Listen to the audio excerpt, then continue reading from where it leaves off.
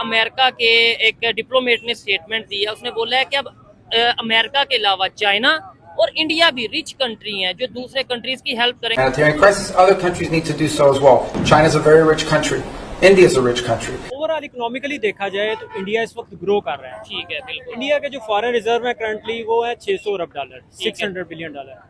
अब पाकिस्तान के उसके कंपैरिजन में आपके पास 3 अरब डॉलर होते हैं। इधर जो बाइक हम 2 लाख रुपए की ले रहे हैं, उधर 60,000 की है, 50,000 की। अच्छा। इधर जो गाड़ी 40 लाख 50 लाख की है, उधर 7-8 लाख की है। लेकिन उसमें ये भी तो देखे ना आप, उनकी करेंसी का भी तो फर्क है ना। हमारे 4 रुपए या चले 3.5 रुपए लगा लें, जी। उनका 1 रुपए के बराबर है, तो करेंसी में भी तो फर्क है ना। जी बिल्कुल, करेंसी में फर्क है, लेकिन ये बात ना, अपनी करेंसी उन्होंने स्टैंड रखी हुई है ना। हाँ। इधर लो इसीलिए हो रही है ना कि इधर कोई कारोबार नहीं है, कोई इन्वेस्टमेंट बाहर से आके नहीं करता। यहाँ पे वही 20 साल पुराना रटा चल रहा है, वही केमिस्ट्री फिजिक्स, इससे आगे बढ़ ही नहीं रहे। इंडिया में आप कहते पढ़ा रहे, वहाँ पे तो छोटे 8 साल के बच्चे को यही पढ़ा रहे हैं, AI पढ़ा रहे हैं 8 साल के 8 साल के बच्चे को AI। ये हम चाय पी रहे ना, सारे कसम अल्लाह की, ये टिश्यू है जो हम इधर बैठने का भी टैक्स दे रहे ठीक है। हैं। इसके ये बावजूद चाय का कप कितने का है? ये 100 रुपए का चाय का कप है, आप ठीक। देखें कितना कप है, हम है। पी रहे हैं सिर्फ किस लिए कि परेशानियां हैं। ये पानी की बोतल कितने की है? ये इधर 60 रुपए की 70 रुपए की है। गवर्नमेंट को चाहिए जब तक हमारी जो लोकल मैन्युफैक्चरिंग है, जो मेड इन पाकिस्तान हमारी प्रोडक्ट है,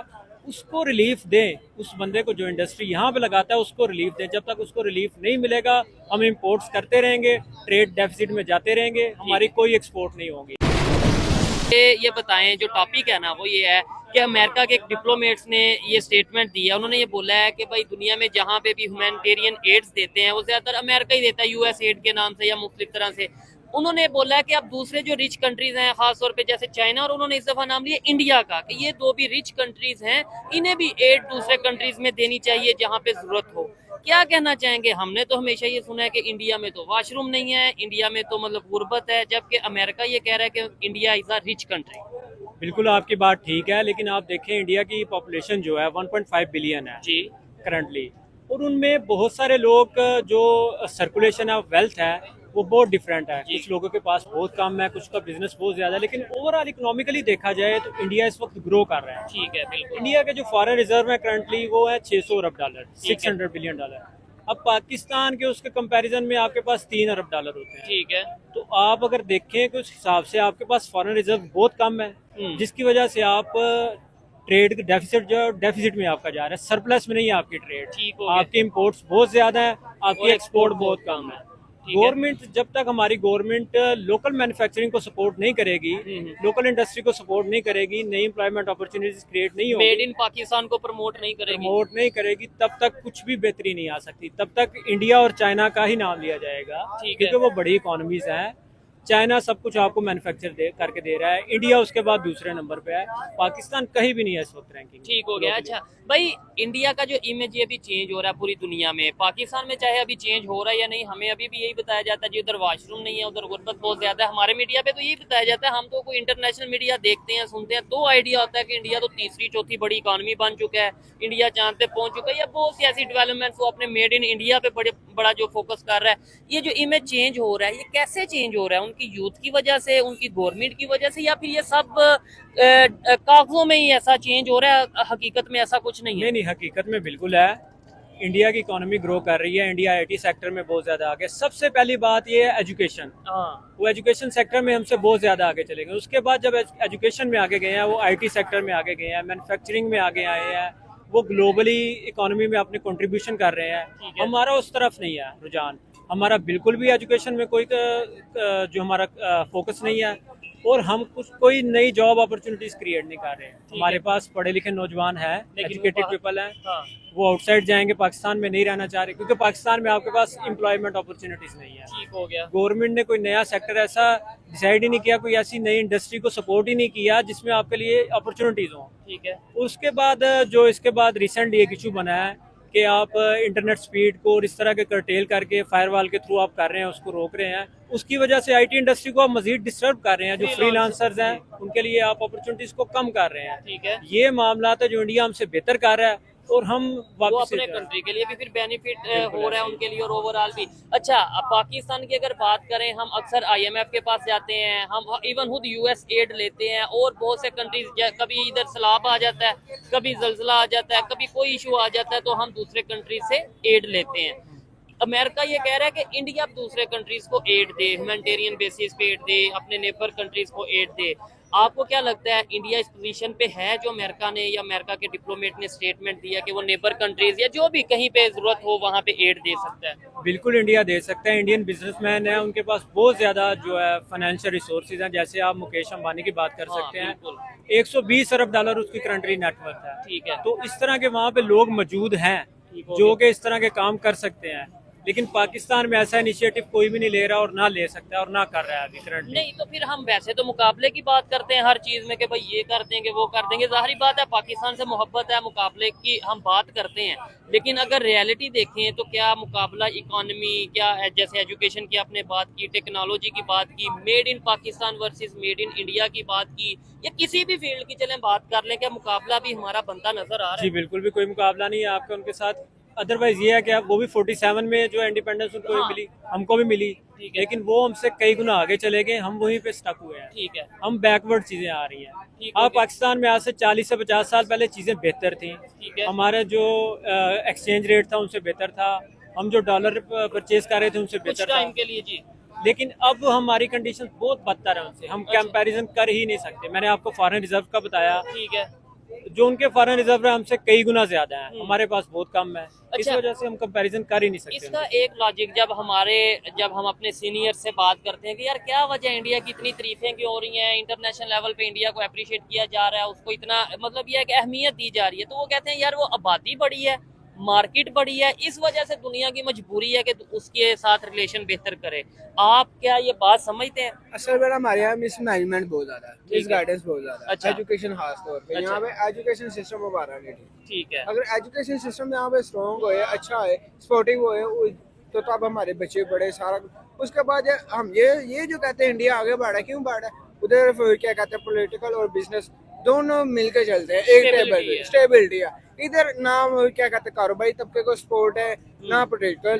ठीक है, अब दोनों जब एक रास्ते पे एक टेबल पे बैठेंगे नहीं, हम कैसे कह सकते हैं कि हमारा मुल्क चले? ठीक हो जब गया। एजुकेशन एक बंदे के पास इल्म आएगा, सारा कुछ उसे पता होगा A to Z, वो कैसे हो सकता है गलत कोई चीज करे? ठीक है, लॉजिकल बात है, लेकिन मतलब अक्सर आपने भी शायद सुना होगा, भाई आपने भी सुना होगा कि यार वो आबादी बढ़ी है, इस वजह से दुनिया उनके साथ रिलेशन बेहतर कर। आबादी का कोई इसमें नहीं है। अगर ये देते चाइना जो जापान है, हाँ। वो जापान हुआ था ना हिरोशिमा में, बिल्कुल। उसके बाद अब उसने कुछ किया? नहीं ना किया। नहीं। अब इंडस्ट्री कितनी उसकी पावरफुल है, बिल्कुल। उन्होंने अपने सपोर्ट किया वहाँ को, बिजनेस अपना सपोर्ट Industry किया, grow इंडस्ट्री ग्रो की है, एजुकेशन ग्रो की है। ठीक हम है। यहाँ से क्यों बाहर पढ़ने जाते हैं? अगर वही जो यहाँ पे सपोर्ट करे, गवर्नमेंट एजुकेशन सिस्टम अच्छा करे, तो क्यों हम जाए? यहाँ पे वही 20 साल पुराना रटा चल रहा है, वही केमिस्ट्री फिजिक्स, इससे आगे बढ़ ही नहीं रहे। इंडिया में आप कहते पढ़ा रहे, वहाँ पे तो छोटे 8 साल के बच्चे को यही पढ़ा रहे हैं। AI पढ़ा रहे हैं, 8 साल के बच्चे 8 साल के बच्चे को AI। हम यहाँ पे 40 लाख लगाते हैं। आप यूनिवर्सिटी पढ़ते हैं, जी, मैं जी, पढ़ा, बिल्कुल। हमने पढ़ी है, AI तो अभी आया रिसेंटली, ये तो आया है। हाँ, और वो पढ़ा रहे हैं, पिछले 2 साल से पढ़ा रहे हैं, आप रिसर्च करें। ठीक और हो गया। दूसरी बात, हमारे यहाँ 40-20 लाख रुपए देते हैं, हाँ। 4 साल डिग्री करते हो, आपको पीछे क्या मिलती है? नौकरी 20-30 हजार मिलती है, 40-50 हजार की 40-50 हजार मिलती है। अब आपको वही 40-50 लाख जो आपने लगाया, इकट्ठा करते 40 साल लग जाना। ऐसे ही है, जो लगाया मतलब जो पढ़ा है उसने ही इकट्ठा करते हुए 4 साल में वो लगा दिया और 10 साल में वो वापस आएगा। अब ये देखना, जैसे मैंने क्या कहते हैं ग्रेजुएशन कर रहा था, मैंने छोड़ के अपना बिजनेस दोबारा किया है, बिल्ड कर रहा हूँ, मैं कर रहा हूँ। मुझे पता है, मैंने वहाँ पे 2 साल पढ़ा, मुझे अपने से आने के बजाय गए हैं पैसे, मुझे कोई बेनिफिट फिजिकली हुआ ही नहीं, मैं क्यों जाऊँ उस साइड पे? ठीक जरा हो अब दूसरी बात, हमारे जो अदारे हैं, तालीमी इदारे, वो इस तरह पढ़ाते ही नहीं कि बच्चे को प्रैक्टिकल बताते ही नहीं, तो प्रैक्टिकल नहीं है है ही नहीं। अब मिसाल क्या कहते हैं, फिजिक्स है, फिजिक्स किताब में जो पढ़ाना है प्रैक्टिकल करवाता है यहाँ पे कोई? आप बताएं। बहुत कम लोग हैं, और मैंने देखा है क्योंकि हम भी YouTube देखते हैं, यूज करते हैं, खुद YouTube पे है, तो इंडिया में बहुत से ऐसे टीचर्स हैं, बहुत से ऐसे चैनल, हमने YouTube चैनल देखे हैं जो फिजिक्स के प्रैक्टिकल, फिजिक्स वाला के नाम से एक चैनल है। मैं वही तो आपको कह रहा हूँ ना। अब यहाँ पे मेरी खुद की जाती, मेरी कजन है, ठीक है, मेरी वो AC से कर रही है बरतानिया से, ठीक ठीक है। है, और क्या कहते हैं, उसने किया है 10th के बाद, ठीक है। अब उसका साल रह गया खत्म। अब वो उसी बच्ची को अभी क्या कहते हैं, लास्ट में से रहता 4 लाख की ऑफर आ गई है। ओ, अब यही भाई ने AC से किया, एक साथ एक फर्म में काम किया, 70,000 रुपया मिला, ये कहाँ की इंसाफी है? ये सोचने वाली बात है, मतलब वो वहाँ की एजुकेशन का इतना वर्थ है या इतना लेवल है, और पाकिस्तान से सेम ही डिग्री की जाए तो उसकी ये वर्थ है। भाई आप इस क्वेश्चन का क्या आंसर करेंगे कि भाई देखें जैसे अभी इस टाइम अमेरिका कह रहा है इंडिया रिच कंट्री, तो दूसरे नंबर पे इंडिया जैसा कंट्री अपने नेबर कंट्रीज को बहुत सी चीजें खास तौर पे डिफेंस इक्विपमेंट्स वो बड़े एक्सपोर्ट करता नजर आ रहा है। अभी श्रीलंका के साथ बात चल रही है डिफेंस इक्विपमेंट्स की, इसके अलावा और बहुत से कंट्रीज के साथ। वो आप क्या समझते हैं, ये सब एजुकेशन की वजह से है या और भी बहुत सी चीजें इसमें मैटर करती हैं? जी, एजुकेशन का भी एक रोल है, लेकिन बिल्कुल। सबसे बड़ी बात यह है हमारी पॉलिसीज। हाँ, क्या हम लोकल मैन्युफैक्चरिंग को सपोर्ट कर रही है गवर्नमेंट? अब गवर्नमेंट के लेवल पे देखा जाए तो हम इलेक्ट्रॉनिक्स मार्केट में चले जाएं तो इलेक्ट्रॉनिक्स जो प्रोडक्ट्स हैं जो हम इंपोर्ट कर रहे हैं, गवर्नमेंट उस पर भी इतनी उसी तरह टैक्सेस ले रही है, लोकल मैन्युफैक्चरिंग पे इसी तरह ले रही है टैक्सेस। ठीक है। गवर्नमेंट को चाहिए जब तक हमारी जो लोकल मैन्युफैक्चरिंग है, जो मेड इन पाकिस्तान हमारी प्रोडक्ट है, उसको रिलीफ दें। उस बंदे को जो इंडस्ट्री यहाँ पे लगाता है उसको रिलीफ दें। जब तक उसको रिलीफ नहीं मिलेगा हम इंपोर्ट्स करते रहेंगे, ट्रेड डेफिसिट में जाते रहेंगे, हमारी कोई एक्सपोर्ट नहीं होगी, ठीक हो हम गया। इंपोर्टर ही होंगे, नेट इंपोर्टर ही और होंगे। डॉलर पे डिपेंडेंट रहेंगे। बिल्कुल ऐसे है। और अब एक और भी है, तो- जी। देखे अब जितना हम कहते हैं इम्पोर्ट का क्या है, इम्पोर्ट एक चीज आएगी तो आपको ये नहीं नजर आता एक चीज आ रही है, हमारा पैसा जा रहा है। ठीक है। जब हम एक्सपोर्ट क्या कहते हैं जितनी ज्यादा देंगे, इंडस्ट्री लगाएंगे जाएगा तभी हमारा होएगा ना, उतना डॉलर मुनाफी ज्यादा आएगा। उतनी होएगी ना। जब हमने वो करनी ही नहीं, टैक्स पे टैक्स लगाना है, इम्पोर्ट पे इम्पोर्ट। अब एक गाड़ी है मिसाल मैं इम्पोर्ट करता हूँ, पहले आती थी 12 लाख 15 जी, 18 जी। लाख की, अब वो मुझे पड़ती है 50 लाख की। ठीक है, अब वो 50 लाख की पड़ रही है। 50 लाख की पड़ी। अब हम ये भी तो हमारा पूछना बनता है ना गवर्नमेंट को, ये जो हम एक्स्ट्रा पैसा दे रहे हैं 400% टैक्स, वो किधर जा रहा ठीक है, हो ये भी गया। हमें इजाजत नहीं है। वजह इसकी आपको एक बात बताऊं, वैसे मेरे माइंड में आया, आपने इंपोर्ट एक्सपोर्ट की बात की है, पीछे बाइक्स अगर मेरे भाई दिखाएं, ये बाइक्स जो सी हैं ना, ये पाकिस्तान में इसकी ऑलमोस्ट कीमत मेरे ख्याल से रफली है 1.5 लाख 2 लाख 1.5 लाख 2 लाख। बहुत से ऐसे कंट्रीज हैं जहां पे ये बाइक्स वैसे ही बंद हो चुकी हैं, और इंडिया में 125 सीसी या फिर इसके अलावा 150 सीसी वो 40,000 30,000 के राउंड बोर्ड बजट में मिल रही है। बिल्कुल ऐसा। ये इतना फर्क आ गया सिर्फ बाइक से। आगे गाड़ियों की अगर बात कर लें, इसके अलावा आगे हम और मतलब दूसरे इक्विपमेंट्स की बात कर लें, तो क्या ये फर्क क्यों है इतना? उसकी वजह सर बेसिकली आपका एक्सचेंज रेट है। जितना जल्दी आपका एक्सचेंज रेट फ्लक्चुएट करता है उतना ही आपको प्राइसेस का डिफरेंस देखने को मिलता है। ठीक है। 2022 में जब आपके पास एक गवर्नमेंट स्टेबल थी जिसने 3 साल 3.5 साल काम किया था, ठीक है। फौरी तौर पे उस गवर्नमेंट को तब्दील किया गया। उसके बाद उस दिन आपका जो यूएसडी का रेट था वो 180 पे था। जी जी। उसके बाद 2 मंथ्स में आप 280 पे आप ट्रेड कर रहे होते हैं। जो इंडिया का एक्सचेंज रेट है वो यूएसडी के अकॉर्डिंग दूसरी करेंसी के फॉरेन करेंसी के अकॉर्डिंग स्टेबल है। ठीक है। ये वजह है कि वहाँ पे प्राइसेस कम है।